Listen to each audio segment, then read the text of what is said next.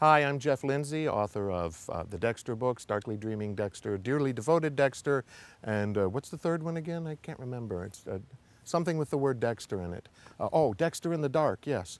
A lot of people want to know where the whole idea for Dexter came from, and I've told the story a lot of times, but the sad thing is it's true.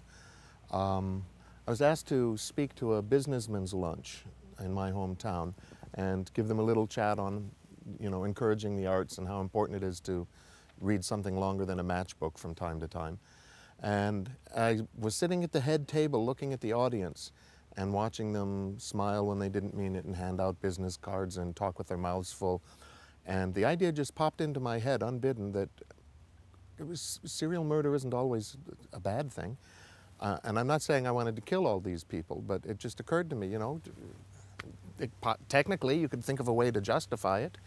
And so I started technically justifying on the back of a bunch of napkins. And by the time I went home that day, I had an outline of the first book and the idea for Dexter himself.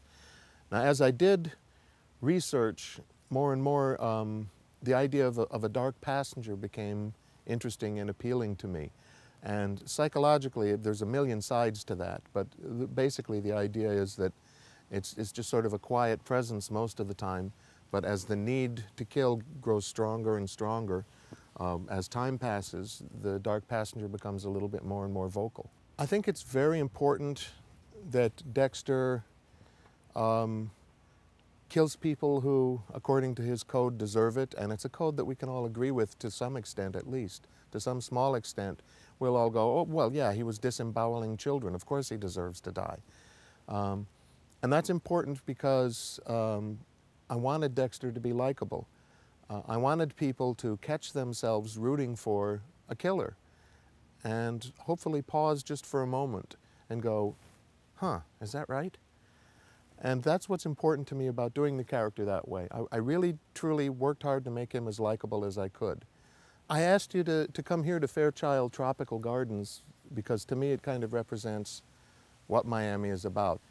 You can see behind me this incredible, beautiful setting, but you will also see things killing and eating each other. And to me, that's quintessential Miami.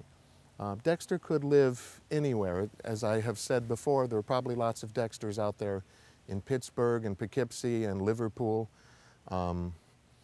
Probably Manchester more than Liverpool. But for Miami, it's a more dramatic and to me more appealing setting. And plus, it's my hometown. This is where I grew up. But there's something about all of this incredible beauty that surrounds us here. And the idea that lurking just under the surface of the water, there's a giant turtle or an alligator or, perhaps Bruce, the shark from Jaws. He could be in there as well. That's what I love about Miami. It's the beauty with the threat under the surface of the water. It's really been wonderful for it to get that kind of vindication. And now that in several countries, including the UK, it's moving to the open air channels, which means a larger audience. That's terrific. And it's not, I don't make a ton of money off of that, which everyone assumes. I don't, but it does sell more books, which is good.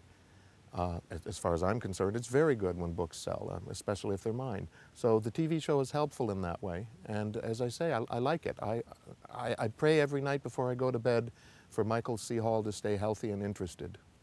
Dexter's going to do a little bit of traveling. I had such fun when I was in Paris last summer, and the French were really the first foreign country to go absolutely nuts over Dexter. So I felt I should reward them by sending him there. And the book opens with him in Paris on his honeymoon. And it moves on, and he travels to a few other interesting locations in this book, but the main thing is he's up against a killer who regards murder as a form of performance art. And it's both fascinating and deeply disturbing to Dexter, who, in his own quiet moments of egotistical pride, he does think of what he does as an art. And now he's seeing someone who's vindicating that, and it's very interesting to him. And hopefully to a few million readers around the world as well. I'm Jeff Lindsay. I want to thank you all for the work you've been doing for the books and welcome you to Miami. And if you listen carefully, you'll hear 6 very pale Brits screaming in terror as they fight off swarms of turtles, mosquitoes, fire ants, poisonous snakes, lizards, and spiders the size of oranges. Welcome to Miami. Is that a coral snake?